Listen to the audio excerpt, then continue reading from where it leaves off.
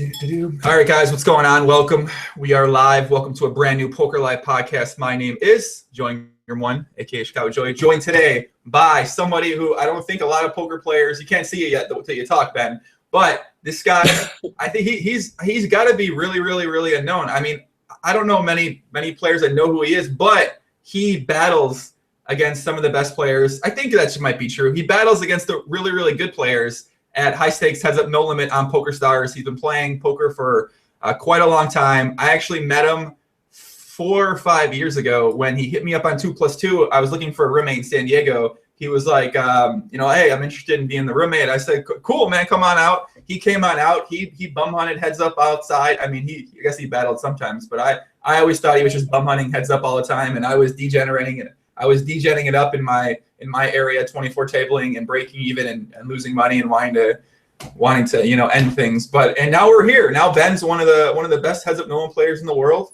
and now he's on the podcast. Ben, what's going on, Poppy? What's up, Poppy? So finally on your podcast. I don't think we've talked live in a few years. I can't believe it's already been 4 years since I lived with you in San Diego. Time flies.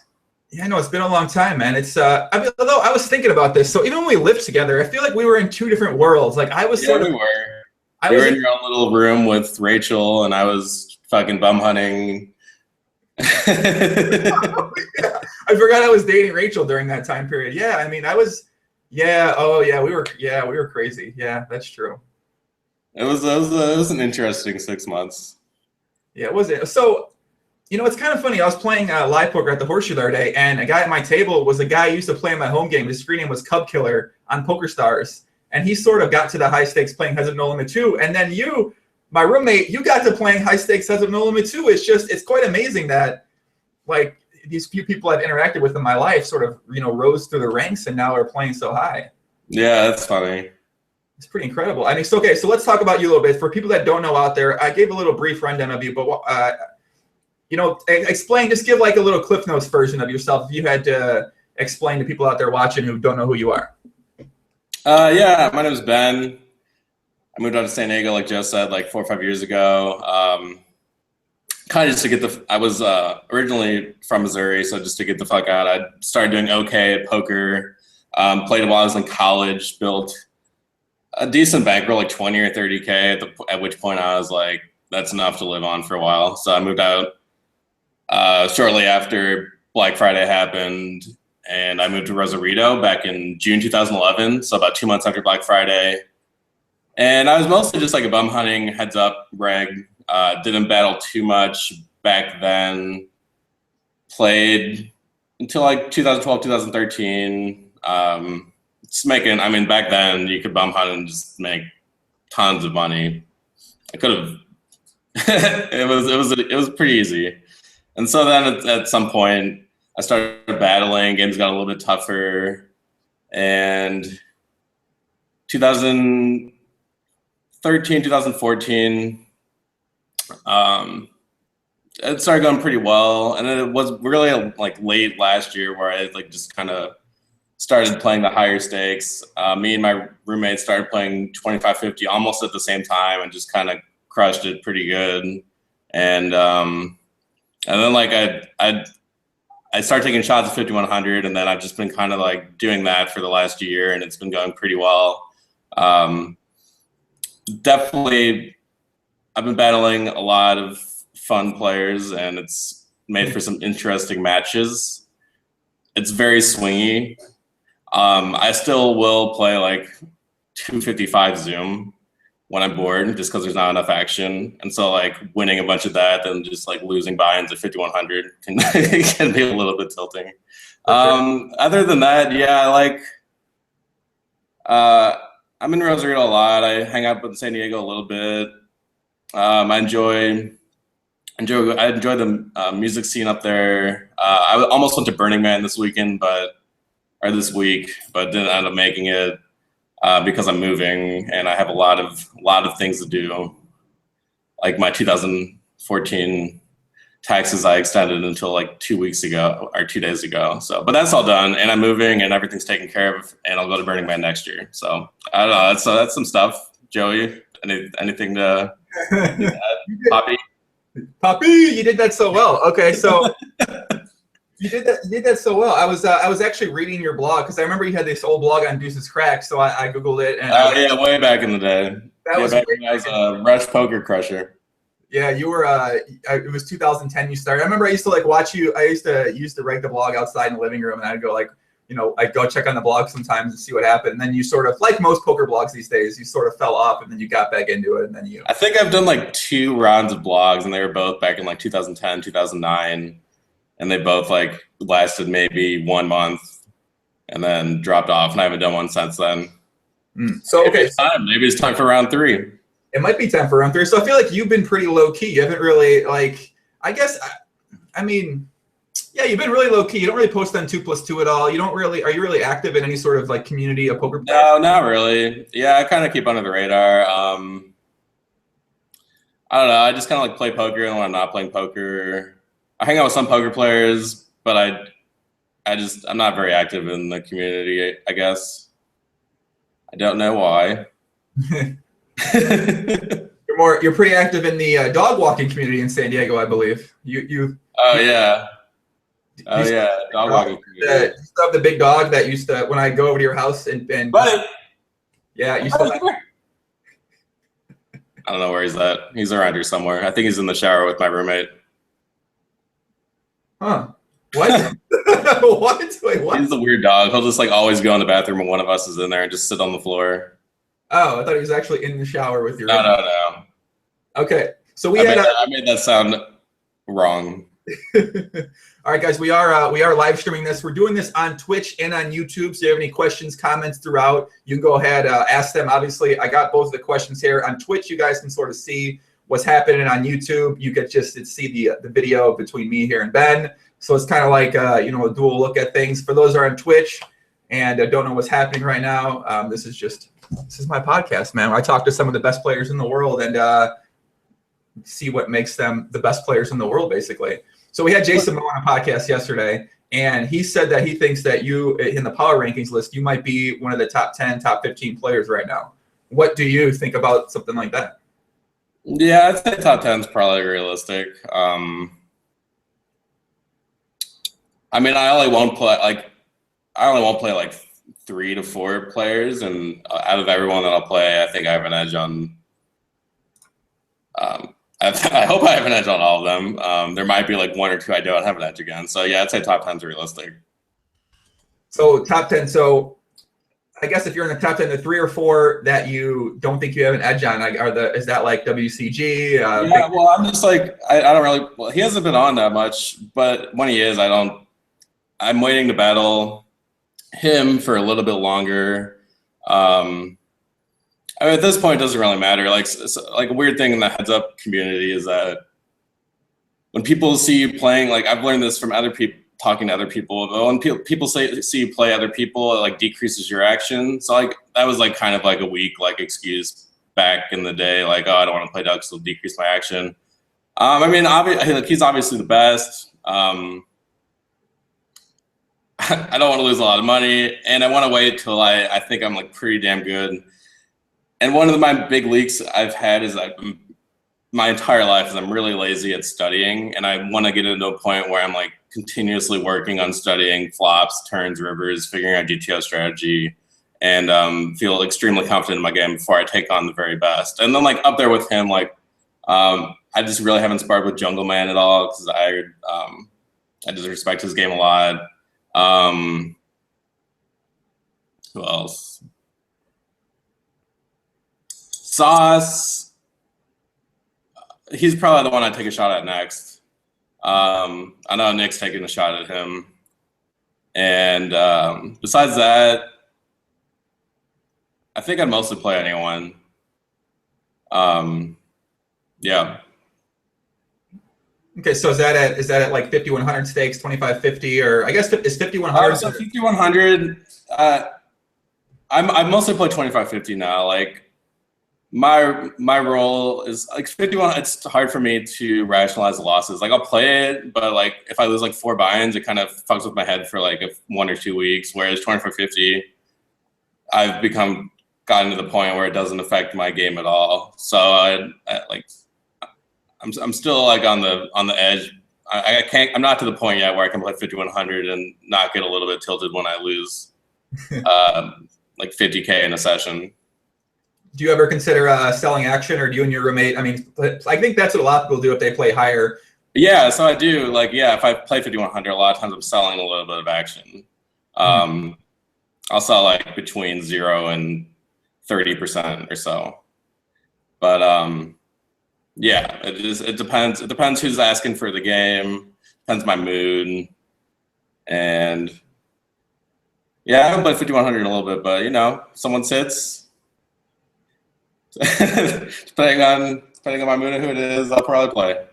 I think JMO said yesterday. What did he say? He said ask Bambooeater if he would play. I think it's something about if he would play some of the members of the Empire during W Coop, because I know they're going to be all up in Vancouver. Like there's Big Dick, Donger Kim. I think even JMO himself said he's going to hop back in the Nolman streets. Maybe he wants to play some too. So I guess you're pretty open to playing those guys. Yeah, I don't know about 5100, 2550. We'd see. It depends. It depends on selling action as well. But yeah, I enjoy playing Donger, so I'm 100% playing Donger. He's good. I don't know which of us have an edge, but we battled a little bit before, and he definitely has some fun matches. Yeah, I think he hasn't. I haven't seen him in a long time though. You know where he is? You took Big Dick, Donger Kim? Yeah. He's turned into a tournament player, Ben. Oh, okay. Yeah, he travels all around. He like posted on how much he loves tournaments on Twitter, of course. He's been playing all the high roller events. Yeah, he loves tournaments now. Nice. That's good for him. Yeah, I think what happens is, I guess for a lot of people, they just don't get action for so long. It has to get boring over time. If it sounds like you get a good amount. I've been looking for other games. Like I splashed PLL for a little bit. I've been splashing around in 6max. Since I'll be moving back to the US on Friday and living there for 3 to 6 months a year. So maybe I'll experiment with the live tourney scene. Who knows? I'll be definitely playing some live cash, but like the highest live cash I have in St. Louis is 510 Tuesdays and Thursdays, which is pretty much the lowest I'll play. And I like can max get 25 hours a week. So I won't be playing much poker on there. I'll be focusing on a lot of other things in my life, which I've been slacking on because of the amount of I've been studying poker and working on poker. Well, isn't that sort of what it takes to get to the high stakes these days? I mean, you sort of you got to sacrifice these other things if you want to get to this level of poker. Yeah, so it's always a balance between those two things, figuring out what to sacrifice, trying to keep a healthy balance of the things that need to stay in your life in order to be happy, and that makes you good at poker. So how do you think you've done in the past couple of years on this balance? It sounds like you're probably much more at poker and less at balance. Yeah, pretty much. A little bit more towards, a little bit unbalanced in that spot. My ranges are slightly exploitable. Yeah, I mean, I think everyone goes through that period of time where, they sort of become extremely like if you broke it down to percentages, poker is like 95% of your life and your focus and your obsession. And, I feel like it's really hard to get to the top and not have it that way. I definitely agree. So yeah, it's a weird, it's like anything, but it's like, it's a game. It's an addictive game ultimately. And like we're all like a little bit like most poker players, especially if you play a lot, have slightly addictive personalities. So you kind of have that and kind of just focus super hard and push through in order to get to the top. But it's not like the healthiest way to go about it. And there's probably some players that don't just like. There's like some people I think that are just like super, super, super smart and just have some kind of crazy brain that don't grind super long hours and just like get it. But I don't think I'm one of those players. I get it pretty well, but I do have to play a lot. I definitely think I am not one of those players. I had to play a ton. Like I was thinking about that earlier today. Like I had to put in so many hours to even get to a level where I felt like I was playing at a high level. But like, as you said, there are some people who I feel like, because this was a discussion yesterday we were having with J-Mo, because we were basically talking about, do you think that someone can make it in today's state of games? Do you think that someone could start? So let's say someone's playing your level when I met you, playing a 50 cent dollar and maybe stakes. Do you think that, like, look how long it took you to get to this level? Do you think it's possible in this day and age to get for where you were at then at the small stakes right now to playing 25-50 and battling against some of the best? I think it would take. I think it would take shorter, like, than what it took me, if they really tried. Because, like, the thing about me, it took me a while, but I was a huge nit. Like, I would bum hunt, and I could bum hunt because there's unlimited fish action. So, like, it's like a blessing and a curse. Like, because there's unlimited fish action, I was able to make free money all the time and build a significant bankroll without having to do much work. But now you can't really do that because there's not that many fish. So in order to actually rise to the top, you have to just battle, and which would get you what you need to learn how to beat the highest stakes. Whereas I didn't really learn those skills until maybe like 2 years ago. I started battling a lot. So I think that's really what it comes down to, is battling, and you have to now. Like there's way less fish left and way more regs to take the fish than there was. And it's decreasing as time goes on.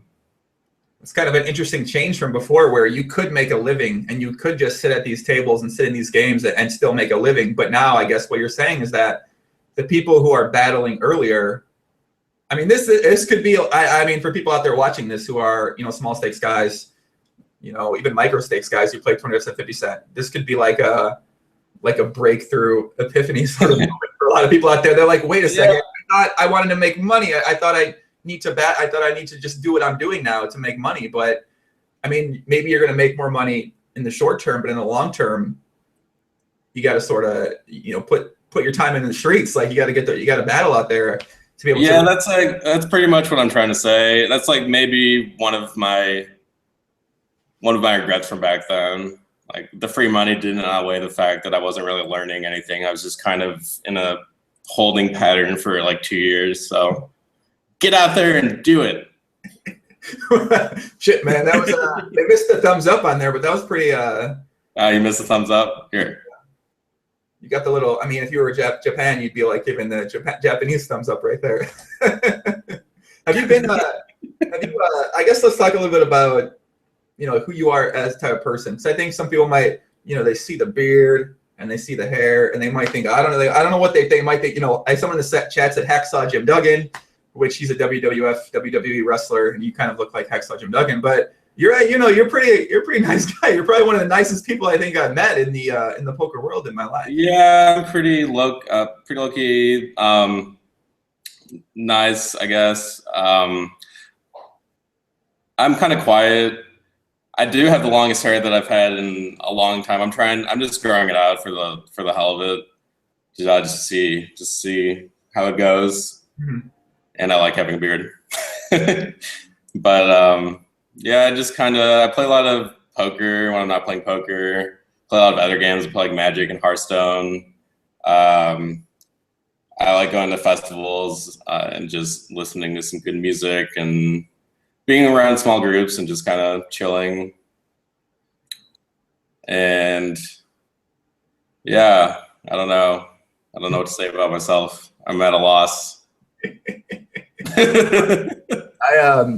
I think some people might think that, like you need to, we kind of talk about this sometimes, like you sort of need to stay in the house. You need to be living in the basement or maybe like living upstairs, I guess, to really get really, really good at poker. But I feel like you actually spend a lot of time outside doing different things. Like you're not a very homebody type person. It's like yes and no. It's like, so I live in Rosarito, right? And when I'm in Rosarito, and this is like this is where I live. This is where spend most of my time, I'm just in my house playing poker. Like, I don't really get out that much. Like, yeah, maybe I'll go out like a couple nights a week, maybe. But some, like, there's like these past few years, there's been like literally months where I just like grind. On the weekends, I'd like maybe hang out once. And then when I go up and I go to California or go on a vacation, I get out a lot.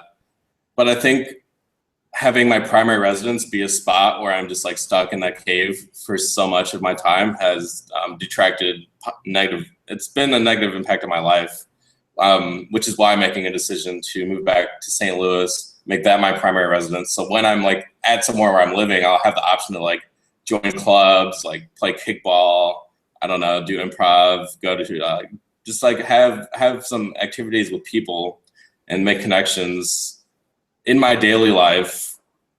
I think that's really important. And I think like being somewhere, and like I have the option to do that down here, but it's just because like I've set this up so much as like my grind zone that it hasn't really formed out that way. So I do get out, but not as much as I'd like to, and I'm not making as many connections as I'd like to. And I think that's really important for poker and just for everything, is just like, yeah, just being around people and not being in front of a computer all the time. And that there's been points in my life where that's detracted from my happiness for sure. I mean, I think, yeah, I mean, this is one of the big reasons why I sort of started doing more podcasts. Once I went to Vegas and I really got to experience people, like I feel like I've been locked in the computer for the most part for the last 5 years, just not really much people activity. You know what I mean? Like so I completely get what you're saying. And, you know, even though some people might say, as you said, like there's things you can do in Rosarita, but wait, I think it might be Rosarito. Is it Rosarita or Rosarito? Rosarito. Okay. But like, so in theory, you could go outside in Rosarito and do things, but there's like this mental block where you're like, I got to be playing poker right now. I can't, like, you know what I mean? It's like you sort of stress yourself out, or you give yourself this type of anxiety and it's really hard to explain to other people, like, you know, like, dude, just get over it, go outside or go do something, like, you know, stay away. But I gotta grind. Right. It's like this, like there's someone might sit me at 25-50. It's this really weird thing. And or if the games are just good, it's like you just can't rationalize, like, I could go outside, but the games are so good right now. Like, I just can't leave. It's hard to explain. Yeah. And I mean, this is sort of what you have to do. You have to go to St. Louis and just sort of put yourself completely outside of that environment, completely outside of that zone, and really get yourself to get used to focusing on having a life. And then maybe when you go back to Rosarito, you'll be able to sort of bring that what you've learned here and sort of bring it into that and maybe combine the two things together, which is my challenge now, which is probably a challenge for a lot of people that are playing poker, that have been playing poker for years. Yeah, that's the plan. Like, I still want to come back here, San Diego, Rosarito, West Coast for like 2 to 3 months a year, preferably winter, and hang out during then. And during the other months, I just want to go everywhere. Like, I'm going to go to Canada in a couple weeks. And then I went to Asia like a few months ago. I went to Thailand, Vietnam, and China. And it just made me realize that, like, I play online poker. I have a job where I can go anywhere in the world and continue to work. So I want to dedicate at least 6 months a year to just going places I haven't been. And this, like, I'm single. It's the time to do that. I got money. I got a job. I can work over there. Let's see the world. So yeah, that's the plan. So let's go back to what we talked about earlier. You said that you feel like you need to keep working if you want to take on someone like WCG Ryder, who's debatably the best heads-up no-limit player in the world right now. Now we have these things you want to do. You want to travel. You want to focus on other things. You want to go spend 3 to 6 months in St. Louis. Do you think it's, you know, how are you going to deal with it? Do you think it's realistically possible for you to compete with WCG and keep working at that? Yes, I do. There's things I have to do, but one of the big things about me being in St. Louis for, say, 3 months a year, I won't be able to play poker. It doesn't mean I can't study poker. So I'm hoping that I'll be able to put in like 20 hours a week, maybe start at 10, so something realistic.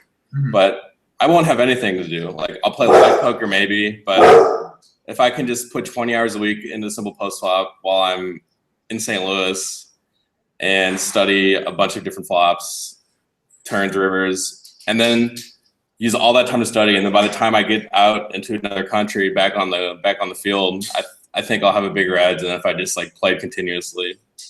It's interesting. I mean, I guess once you get to a certain point, as JMO talked about a lot yesterday, the lab becomes extremely important. If you want to keep moving up, you got to spend time in the lab. You got to work on these situations and these things. Yeah. And, so just like a month of lab time, I think if I can do it, it will be very beneficial. So you said your roommate also plays 2550. I believe his screen name is Mused01. Yeah, that's him. Is his real name known, or is it like a secret or something, or what? Is he covert? Do I know him? His name's Nick. He's a Burning Man right now. He's enjoying what I'm missing out on. I'm quite jealous. Who's in the shower? Who's in the shower with the dog? This is another guy. His name's Brendan. This is not Mused01. His screen name I don't know if he plays on Stars, but he'll be back in a second. He just went outside to do something. Have I met these people? Have I met either one before? Would I know them? I don't think so, because I didn't know them when I lived with you. And I don't know when else you would have met them. I feel like I know a lot of people. There's not many people I really have never met or I don't know before, so it's always cool when I meet someone who plays high stakes. I guess that a lot of the no limit guys, I've been out of that community for quite a while. Like even TC from the UB, Nick Frame, I recently just started to, I found out who he was. Even Donger Kim, I had no idea who he was until the Donger Kim versus TC sort of, I guess that thing started brewing. So, I mean, I'm kind of I'm just very, very implanted in the PLO world, man. Okay. Well, you might know Nick then, obviously, because he plays high and he posts on 2+2, so he's more known in the poker community than I am. What's his 2+2 name? I don't know. Oh, I don't know, man. He's tricky no limit guys. Mysterious. I mean, obviously, I don't know if he. I don't know, and I probably can't say it. So, like, if he doesn't want it to be known, I don't know. So, yeah.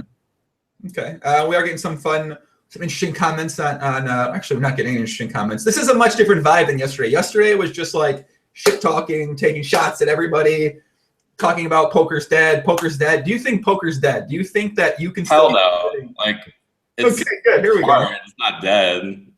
I've been doing great. There's still tons of action. If you're willing to play, there's plenty of action. It's not dead. Heads up, at least. And if heads up isn't dead, which should be the thing that's the most dead, then everything else isn't dead either. So you still think it's very possible to make a living at all stakes of heads up no limit?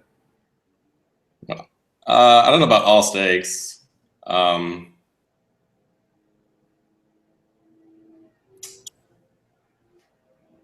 Maybe are you deep? I think you can I think you can make a living at the lower stakes, but it's like contingent on you being able to move up at some point. Mm-hmm. I love Twitch, man. We get some of the most interesting comments on there. I can't see. What are they saying? Something about chest hair. I think they're debating who has more chest hair, me or you. I'm gonna go with you on this one. I don't have very much chest hair. Like, oh. Okay. pretty low on the chest hair. Well, you certainly got more chest hair than I've got. That's for sure. All right. Well, neither of us have much chest hair, so. Yeah, some people. But I win. You used to have really long hair. Do you remember that when you had like this crazy hair, man, back in the day? Yeah, so that was the time I've had the longest hair before this time.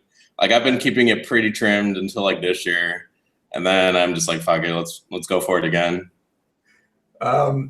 Yeah, on Twitch, I don't know if they're allowed to show the chest hair. I don't know. Rumcakes, can you give me like a GTO decision out there? Shout out to Rumcakes, by the way. He's been doing he's the guy that's in charge of poker on Twitch. He's been doing a fucking awesome job. The exposure that Twitch has been giving poker is huge, and obviously. Okay, so he's watching this right now. Yeah, man, he's watching it right now. He loves the beard. He's a beard guy himself. Awesome. Yeah, he's obviously Twitch has been this like powerhouse in terms of getting poker out there for more exposure. So I think it's do you watch any Twitch yourself? Do you consume any content on there? Or I guess you're probably not thinking about ever streaming on Twitch, clearly. Not really. I don't really. not too much. I watch Hearthstone streams sometimes because I play that game a lot when I'm not playing poker. But like other than that, I don't really use Twitch that much. Yeah, I've been watching more and more Twitch. I think I started getting some games on there. I think it's really I think it's a really cool outlet to just in terms of getting poker out there. And yeah, for sure. I mean, it's extremely important to get poker out there. Like people need to know about it. It's how it's gonna keep it from dying and keep it strong and alive as much alive as it can be. Yeah. Okay, so I was just seeing if my stream was banned because I wasn't sure. I mean, it could have been. I don't know. I feel like there was some guy that streamed porn on here accidentally one time, and he got cut off for a while. So, during just a random stream, he just started streaming porn. I'm not quite sure what happened. I don't know. He's kind of a weird guy, I believe, that guy. No shots at him. I don't know if he's necessarily a weird guy, but he does some unorthodox things on his stream, and I guess he put up some porn accidentally, allegedly, and they showered him pretty bad. So we're trying to see if my chest hair flash was acceptable. Yeah, I'm not sure. I don't really know. Twitch has rules, man. They got TOS on here. Twitch is way more strict than PokerStars is about their TOS. So do you actually worry about that? Is that something you worry about? Is people multi-accounting to try to get action against somebody like you?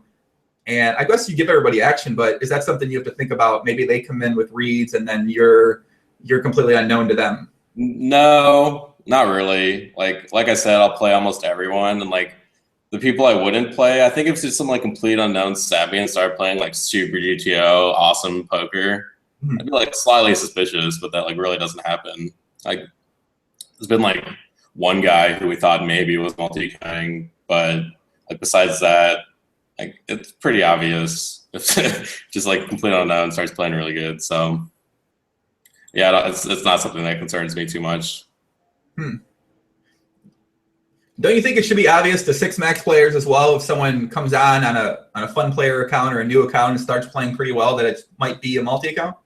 Yeah, but I would think that it would be easier to detect heads up just because it's like you versus them playing certain hands, and if you've played them before, especially if they're not being if they're like being pretty obvious, and they're going to be detecting certain things. And I mean, like 6-max the same way, but I think it should be pretty obvious both ways. Yeah, I mean, but I guess not. I think I remember you back in the day, people would sit down with you and try to play like a fun player. They'd be limping buttons and like 6xing the big blind and stuff like that, or small blind rather, when they played heads up. And then they oh yeah, I'll still do that sometimes if it's like a massive fish. I'll like 5x. You do that right now against fun players? Yeah, it depends on the fun player. If they're like V-pipping like 90% from the BB and never folding, I'll 5x. How's action these days? So what's is it still where you just sit down on all the sites? So you got all the untracked Euro sites, and then you probably have sites I've never even heard of where you sit for action. Like what? I mostly just play on stars, and I like open up party, and that's really all I've been playing right now.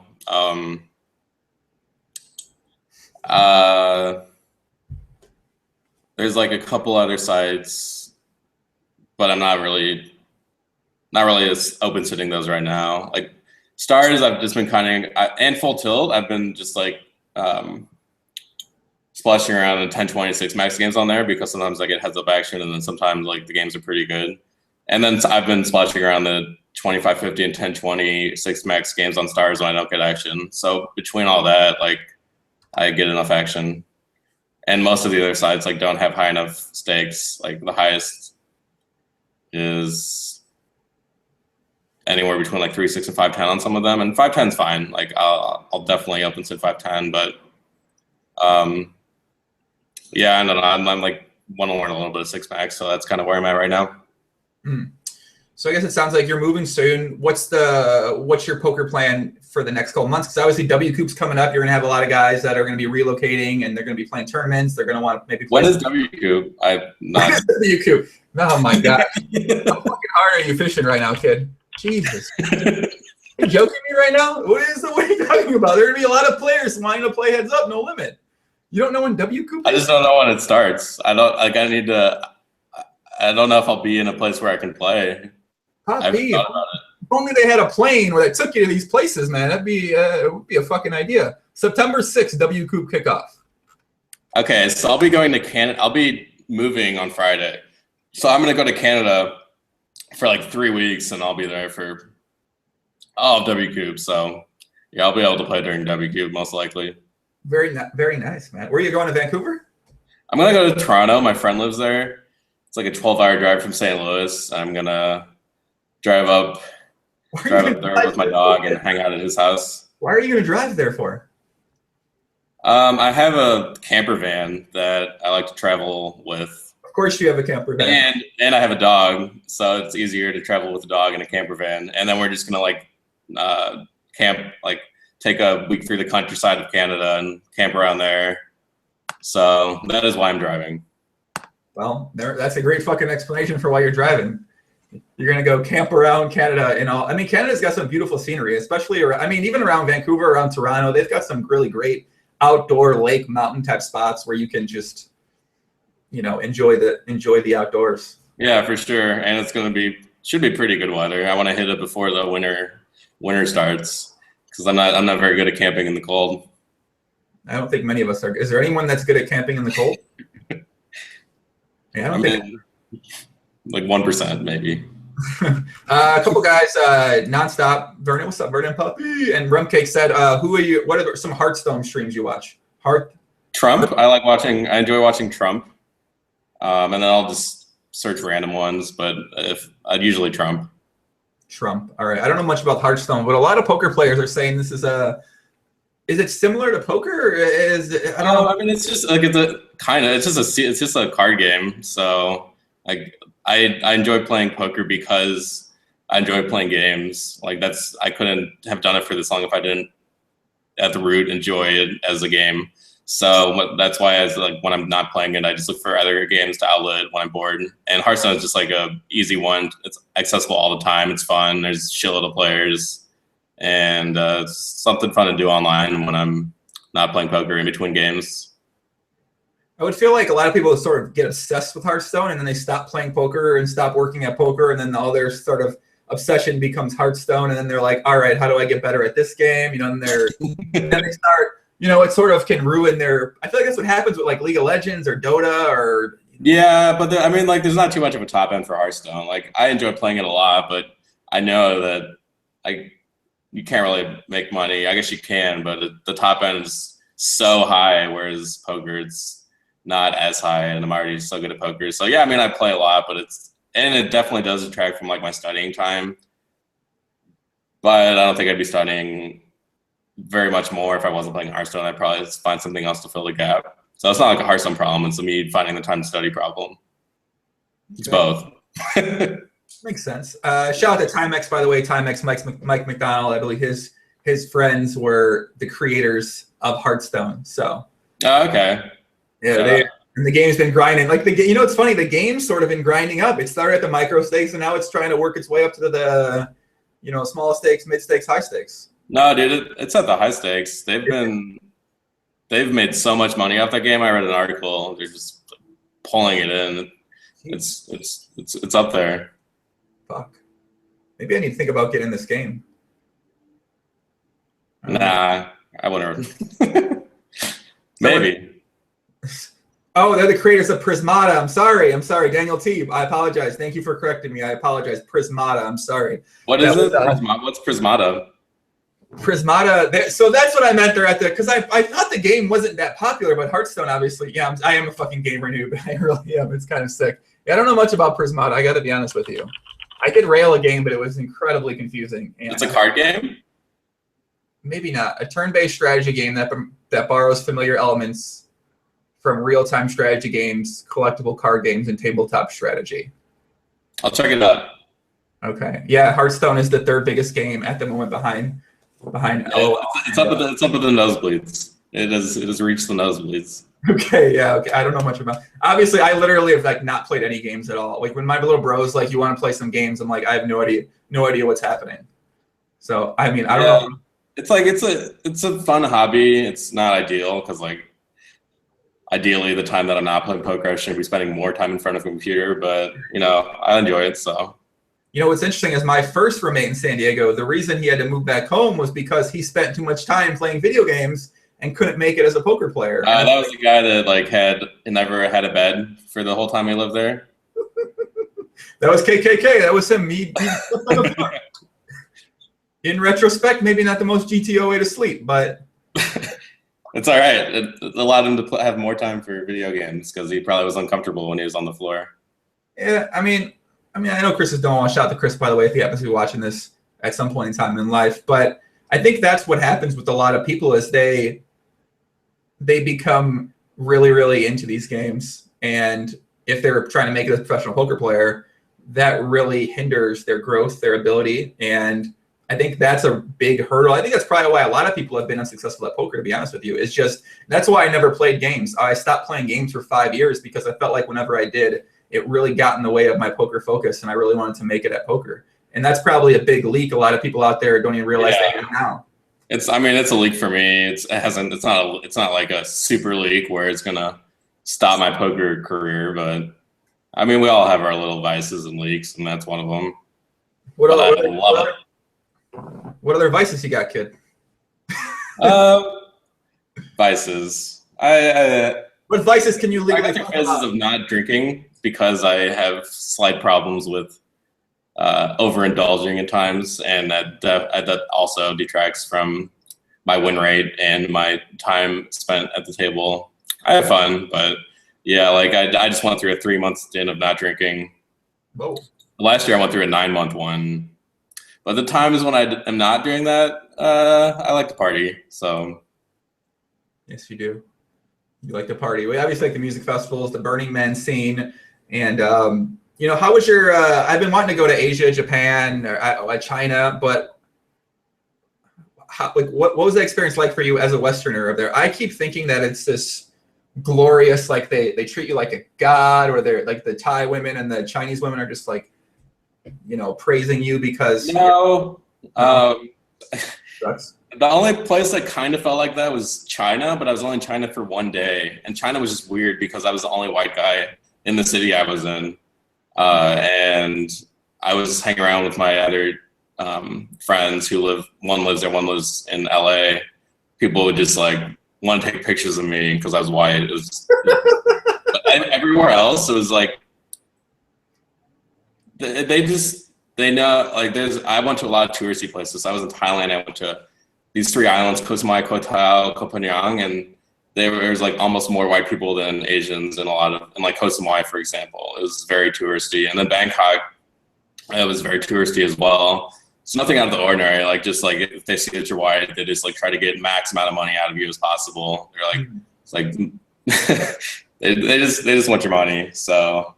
And then Vietnam was fun. Everyone was pretty nice there. I felt like that a little bit, but the only place where I really felt very different for being white was that city in China where I was the only white guy, and it's kind of strange. But I would like to go back I want to go to Japan. I want to spend more time in China. I just kind of procrastinated going to China until the last day of my trip, and I had fun. So we'll be going back there hopefully this year or next year and taking a trip. What do you say trip like that for? What kind of trip are you taking? A journey through the countries of my choosing. What does that even mean? What kind of trip you taking, Poppy? What are you? I thought you were Poppy. Okay, so here's how Poppy works. So so I call almost everyone Poppy. When you get special, I call you Papito or Papinga or Poppington. That's what T-Serum from the UB calls me. And I start making different forms of Poppy, and then everyone else just calls me Poppy. So, but I still call other people Poppy too. Okay, now I get to know. Kind of. It honestly makes no sense. I don't know. Like everyone just calls me Poppy. Every time I get a random Facebook message from someone who's like, "I love the podcast," they always preface it by saying Poppy at the beginning, like "Yo, Poppy" or Papito or Poppy. I love the podcast. I'm like, okay, Poppy was. Papinga! It's not even a real word. Exactly. I got a video today from someone who was just saying Poppy in the video to me. He sent me a 7-second video that just said Poppy repetitively. So, do people in Rosarito say Poppy? I've never heard anyone say Poppy down here, but they probably have. They just talk super fast, and I can't understand it a lot of the time. Probably in amongst the other words, but I haven't heard it. I'm out on that country if they don't call me Poppy. I only want to be in a country where the women refer to me as Poppy. And the USA is not the spot for that. No, you can find many places. Yeah. I'll put in just tell me what country you're going to. I'll make sure that they're calling you Poppy up on arrival. You're going to set it up for me, huh? I'll book it. So wait, so you're going back to St. Louis, but you're going to Toronto for WCOOP. You're driving there. It doesn't sound like you're staying in St. Louis very long. Well, I bought a house, and the house doesn't close until September 23rd. And I'm just ready to move, so I'm going to move my stuff to my parents' house until my house is ready, and then I'm just going to drive up to Toronto until that happens. And my friend's only going to be in Toronto for those like 2 to 3 weeks, and I want to go out there and hang out with him. And then he's going on a U.S. trip. So, yeah, it just kind of works out. Who's the friend? His name's Kevin. He's just a Canadian friend. He used to live with me in Rosarito for a few months and comes down here to visit every once in a while, and we always have a good time. We took a trip to Zion National Park 3 months ago. That was a grand old adventure. Grand old adventure. Yeah, took the camper van. I know we can't dive into these adventures on the podcast, but where is Zion National Park at? Springdale, Utah? Man, these parks look so sick, dude. Yeah, they are. Have you been in the outdoors in Canada very often? No, I've only been to Canada twice. Both times were Victoria. And both, like, one time was on one stop on a cruise. And then one time was just like we went there with my family for a couple days, went whale watching, went to some gardens, but not really the outdoors. So yeah, this is I'm gonna try to experience the outdoors in Canada this year and next year. What's the best place outdoors you've been in the United States? Let's say I'm sure people watching this are gonna be, they love the outdoors, so they like the scenery, they like the camping, they like just the environment. Obviously it's a great. Yeah, I mean they're all amazing. All amazing. If you had to narrow it down to one of your so I'd like to narrow down Zion. Actually, I liked a lot. I went to Sequoia last year with my dad, and that was really great. I really like those redwood trees, but we didn't actually spend a lot of time in the park. We went to the forest because Buddy wasn't allowed to hike on trails in the park, and it was just like I really just like being in the forest with tall trees, running around with him. It's grand old time. And then Yosemite's got the waterfalls, and I haven't been there for like 10 years, but I've been wanting to revisit there for a while, and it's not too far from here. It's maybe like 8 hours. Someone in the chat said, "Who are the top 5 Heads Up No Limit? Is this the camping channel?"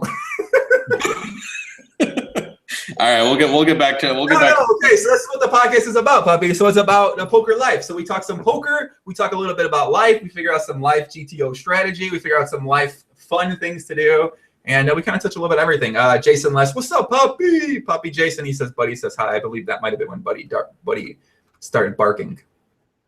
So, okay. Raphael says, does Bamboo play Heads Up PLO too? I tried for like a couple weeks. It was going okay. Then I just ran it's just so high variance. And I was playing 25-50, which probably wasn't the best idea, but I had not the best idea. Correct. That's oh, it is the best idea? No, that's not the best idea. No, not the best idea. Yeah. So I took a break from that. I think I might get back to it, but right now I'd rather spend my non-heads up, no limit time playing a little bit of no limit 6 max. Makes sense. I guess so. Can we get a top 5 power rankings, top 5, top 10 power rankings list from you on who you think are the, IYO in your opinion at Heads Up No Limit right now? Yeah, well, I don't know, generally. I think Doug Jungle Man and Sauce are pretty good, but I can't say that for sure because I haven't played them. That's just like some guys I won't play. Like people I have played. OTB, I respect his game a lot, even though he's not a heads-up specialist. He's up on me, and he's played pretty damn well. He's got an interesting game. He limps button and does some other non-standard things. But he's played pretty well versus me. Who else?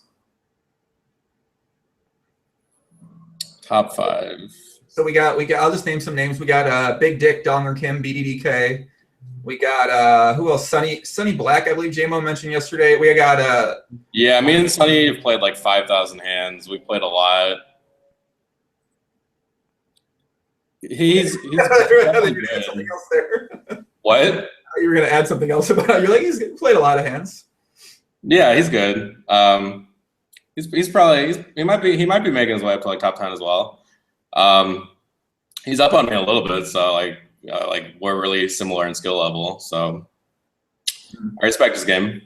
What do you think about the guy that makes videos on Run It Once? What's his real name? Crab42. Crab42, correct? Yeah, I believe a couple guys in the chat. I don't know. Like Nick said he's gotten better. I used to think I definitely had an edge on him, but he just like really doesn't play me, so it's hard to say. Like I've tried to sit him like 50 times, and he's only gave me action maybe like one of those times when there's giant fish running around and there's only one 5100 table available. So I would like to see his game more, but I just don't really get a chance to too much. Have you watched any of his Run It Once videos? Sometimes. Yeah. I've watched them when I was pretty drunk, like a couple times. What? You're drunk watching Run It Once videos? I'm just like, I'm gonna watch some Run It Once videos right now. But I haven't watched any of the most recent ones. I just don't get on there a lot. Yeah, I'll rewatch and revisit. I really like his videos, man. He's like, I don't play No Limit at all, but I just enjoy his thought process and the way he explains things. It's just a different way that I think about poker. So I just really enjoy hearing him talk. And like just Tyler Forster too, I just had him on a podcast, Google's Knows. I love watching his videos because the way he just talks is just so much different than the way I talk about poker. So I feel like I just learned. Sure. I definitely see that.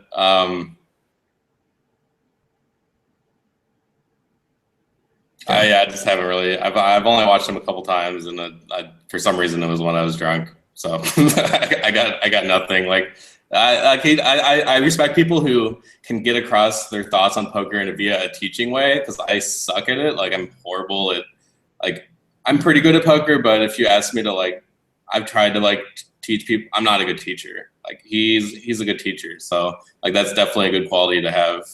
And he's pretty damn good at poker. Like he's been beating Place 20 for 50 beats it. He's beating a lot of the regs. So yeah, he's good, but I don't get to play him that much.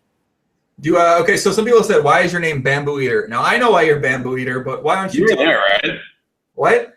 I think I remember you being there. You're like, don't do it. You're gonna regret that name. Like that's just. Like, I think I made the name while I was.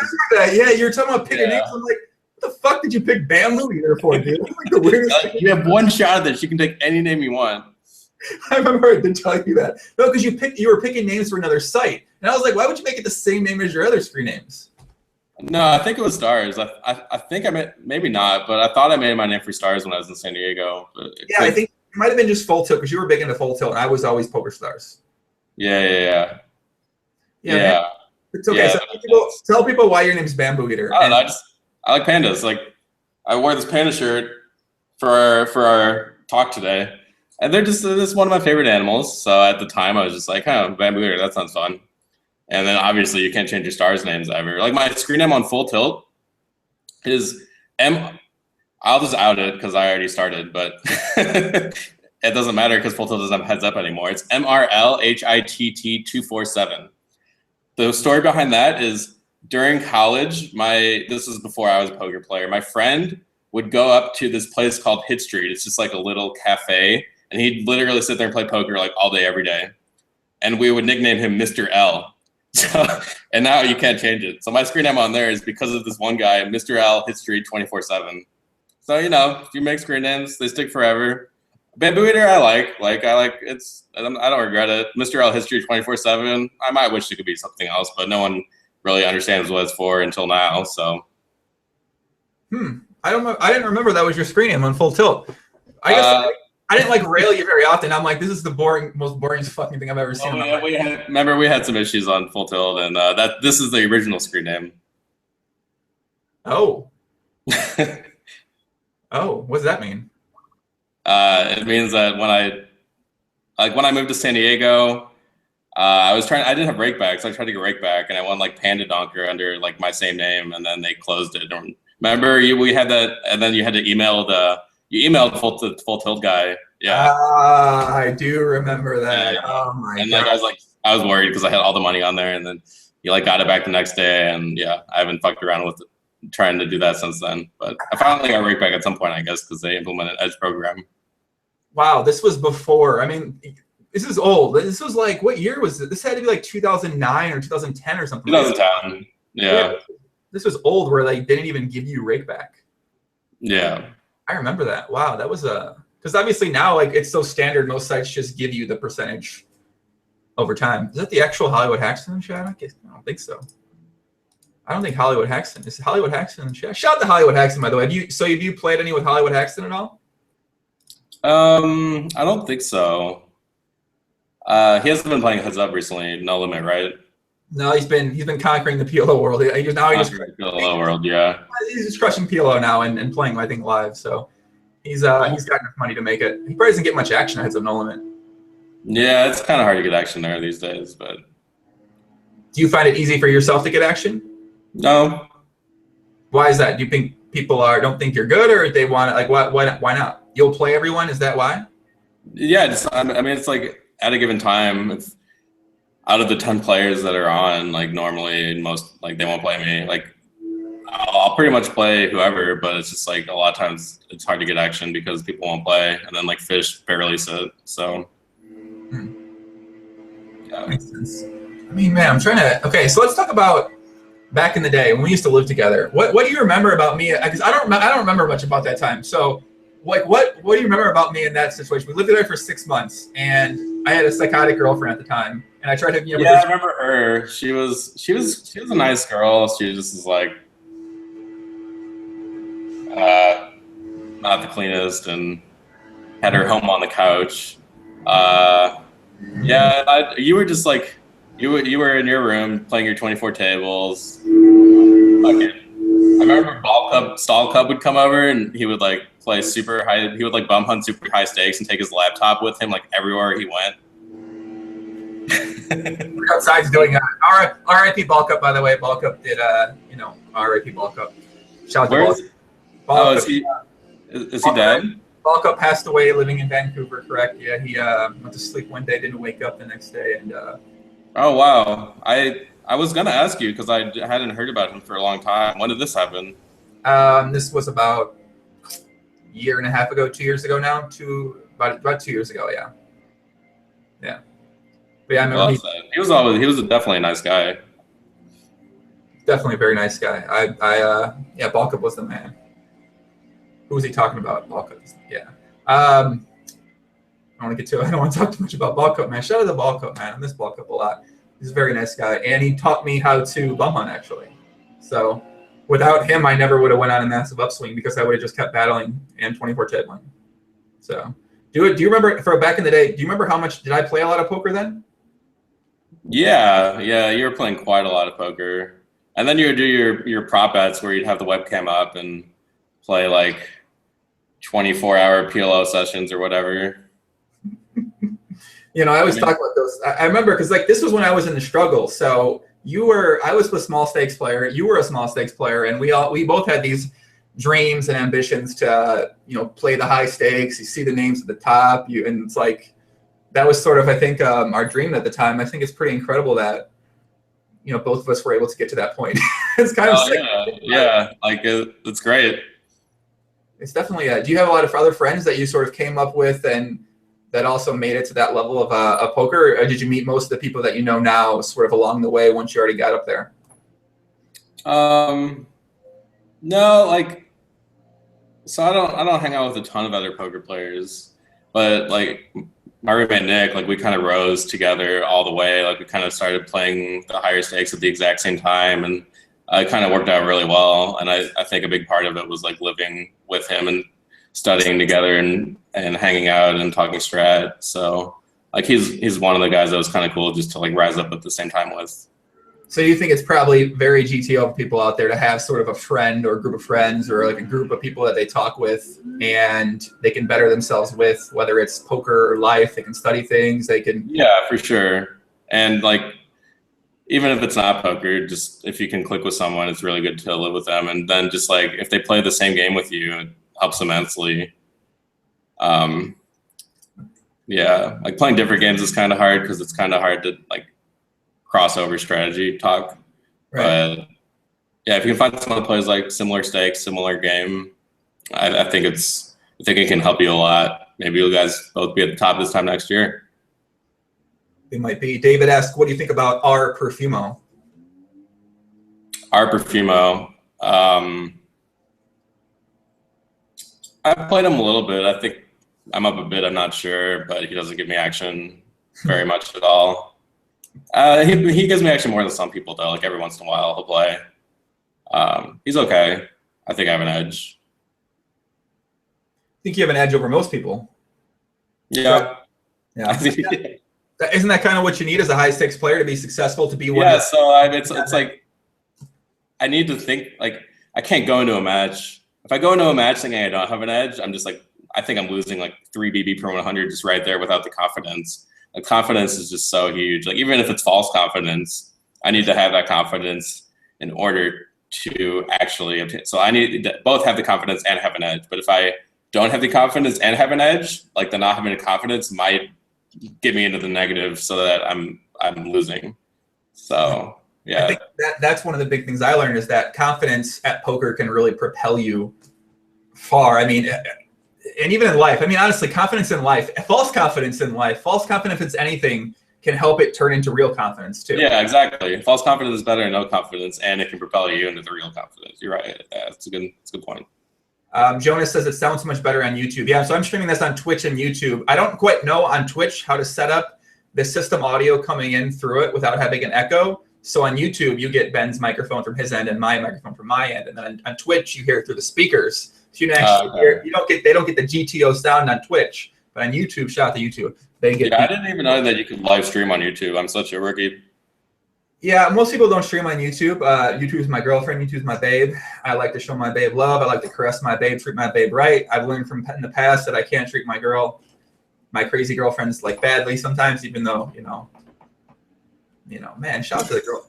Shout out to the crazy girlfriends. Have you had any crazy girlfriends since in the past couple of years here? Crazy girlfriends in the past couple of years. Nah, not really. It's been pretty chill. I've been pretty focused on poker.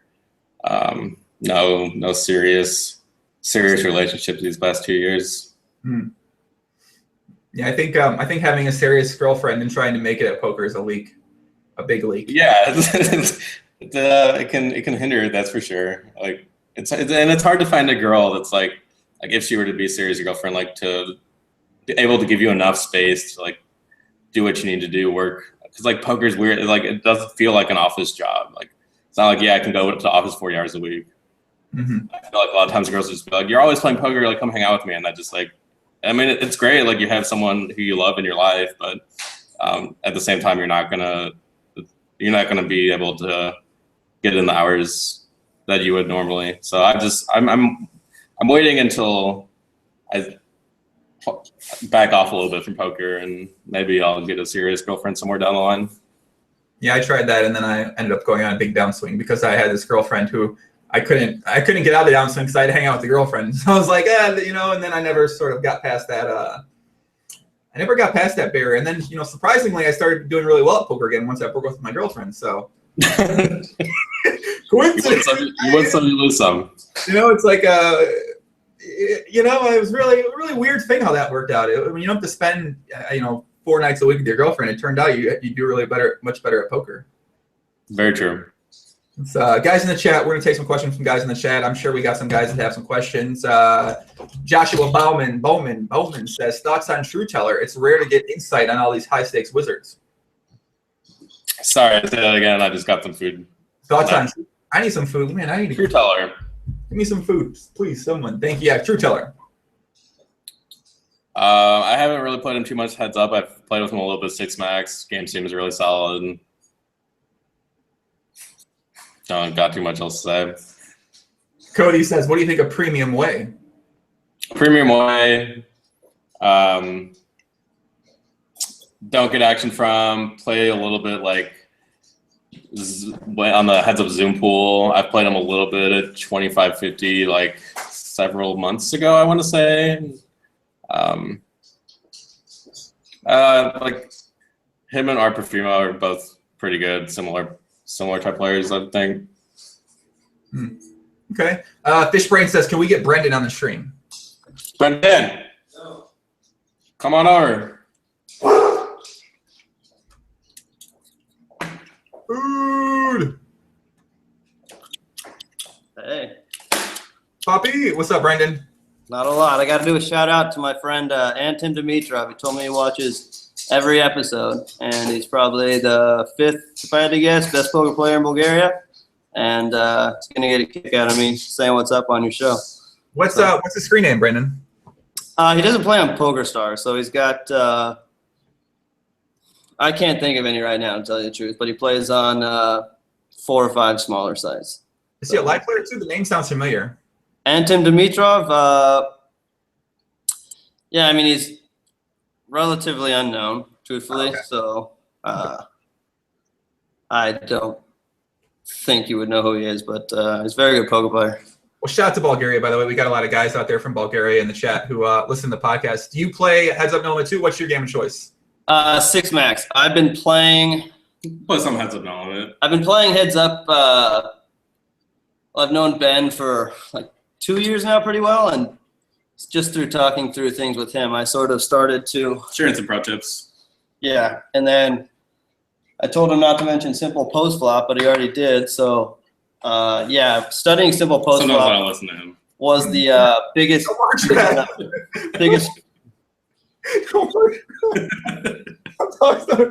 Okay, wait. So you play on PokerStars? No, I actually play on all the American sites. So the joke is down here. Why do I have to be in Mexico? But I used to live with Ben and Keep Sharp, and I'm from San Juan Capistrano, which is only like a 2.5-hour drive from here. So I just choose to live in Mexico, and yeah, fields are softer, and I'm also a fan of rakeback deals. So you reverse VPN. You like break terms of service the other way, sort of. I guess yeah, basically, yeah, that's exactly what I do. That's exactly what I do. It's not a very common thing where you like reverse. Go against TOS to go like get on the US sites. Yeah, I'm pretty sure I'm the only person in the world that does it, but but it worked for me, and yeah, over the years I've deposited a couple $1,000s 5 or 6 times on PokerStars, and I've never really grinded up. I kind of grinded up and then, you know, lost it, and so since then I just I haven't played on PokerStars in like a year now. So what are the main sets you play on? Is it secret or something, or is it? No, I play on Bovada. I play on America's Card Room. I play on a site called Full Flush. I play on this site called Dragon Room. Fuck. Yeah. Dragon Room? Is this a Chinese-based site? What is it, an American site? It's an American. You know what? It's all Americans, but like the network, or I don't even know the name of the network, but it's Vietbet and then Dragon Room. So you'd think it's Asian. I actually have no idea, but I know they have a good rakeback deal and the games are good. So those are the sites I stick to. Shout out to ACR, man. ACR always hooks it up with the rakeback deal on ACR. I love that site. Yeah. I want to start playing on there when I move to St. Louis. Yeah, that's what I'm telling him. Is he's saying I'm going to kick it back on the poker, and I'm saying, dude, why the hell don't you do what I do? So maybe you will. There's not much action. I don't know if there's much action on ACR at the Heads Up No Limit for in terms of people playing you. But Ben, if you make an ACR account, don't make the fucking name Bambooeater, please. Make it. Trust me, I already got a good name picked out. Thank the Lord. Please don't not make it anything to do with pandas or bamboo eating or anything. Make it a different name so no one knows who it is, please, because that would just seem like the GTO approach to take with things. Yeah, I already got one. Okay, good. So Brennan, is that your screen name secret, or is it? I guess you probably want to keep it DL here, or what? No, I play as Spew Everywhere on True Poker. I play as Bill 1949 on Full Flush. I play as Fear on Dragon Room, and Bovada's Anonymous. So. I thought you had something else that was funny besides Spew Everywhere. Oh yeah, on America's Card Room, I've loved to shove it in, which I made like 2011. So. Oh yeah, you can have different names for different skins, right? Yeah. Actually, yeah. So I played on. A lot of people don't know this, but pre-Black Friday, ACR and True Poker used to actually be Doyle's room.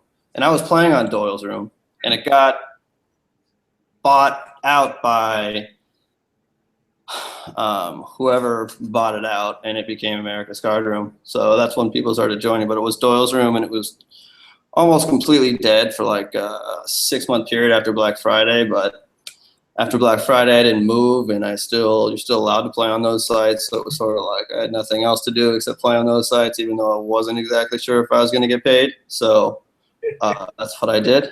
And you're going to get paid now. You know, that's the risk you sort of have to take with these sites, these the Wild Wild West American sites. Yeah, well, you know what? Most of them are good. Full Flush.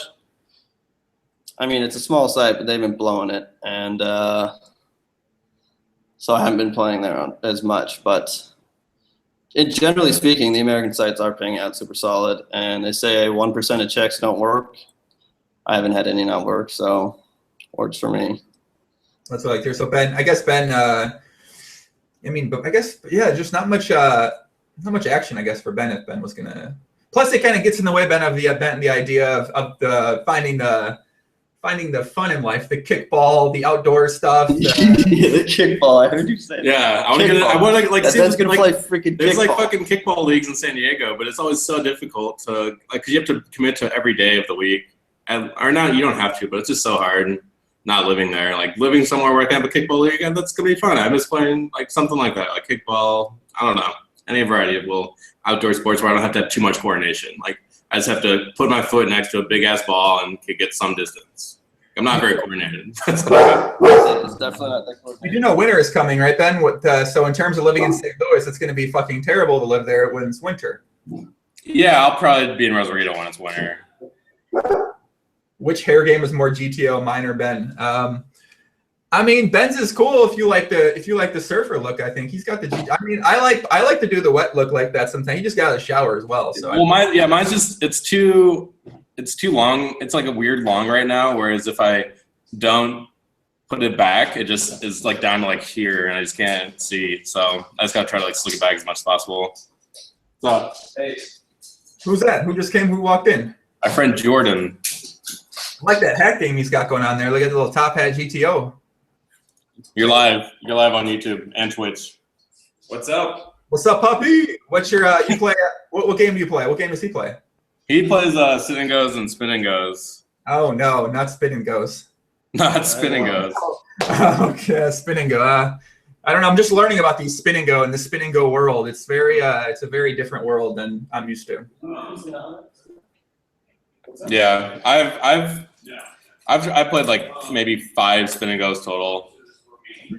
Please don't play more. Okay, we're gonna take a couple more questions in the chat, and then I gotta eat. I'm starving. He's eating, and I'm like getting so hungry watching him eat right now. And I've been drinking water. I gotta go to the bathroom. I don't want to use the bottle, so let a couple more questions come through. Okay. And then we're gonna wrap things up here with Ben. Enough with GTOGs. Not gonna be able to stop saying that word. That's my favorite word in the world. That is my favorite word in the world. What about Danmer? Have you played Danmer online? Yeah, I'll play him whenever. He actually gives me more action than most people. He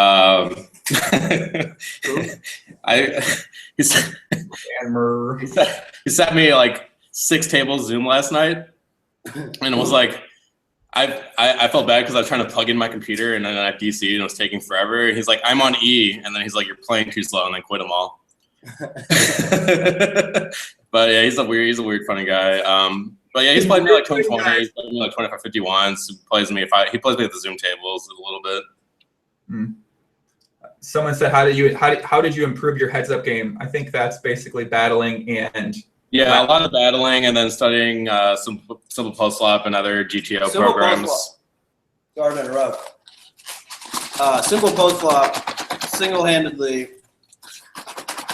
made me twice as good of a player. I mean, it's cool because none of the stuff you learn on there is in training videos, which is how I used to learn pretty much, or at least keep my game sharp. Simple post flop should be a big secret, but there's a lot of programs like it. It's just figuring out as close to GTO strategy as possible, and then you can just start to notice when people are deviating from that. And I'm not the best at like exploiting. I've just been trying to make my game super balanced, and then like when your game is balanced, you can kind of just like unconsciously pick up when people are unbalanced, and it's kind of cool. And then just by playing as GTO as possible, you're just making money if they're not.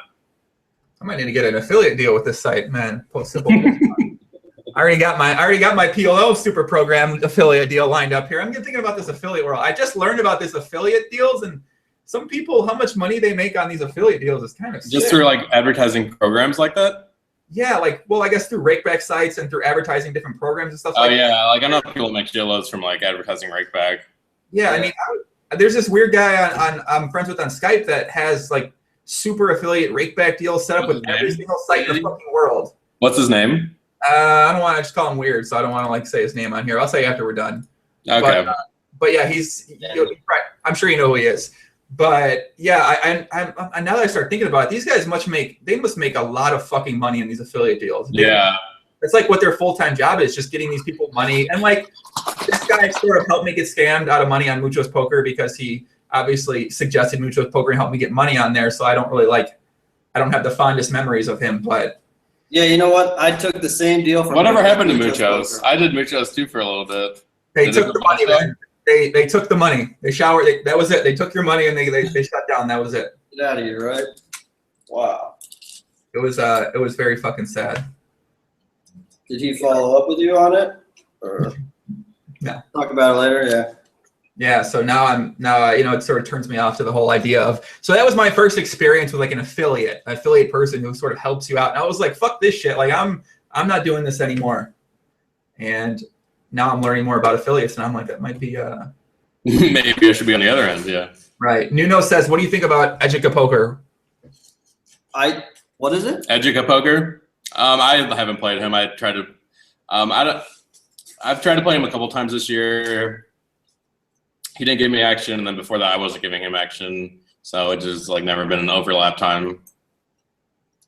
Okay.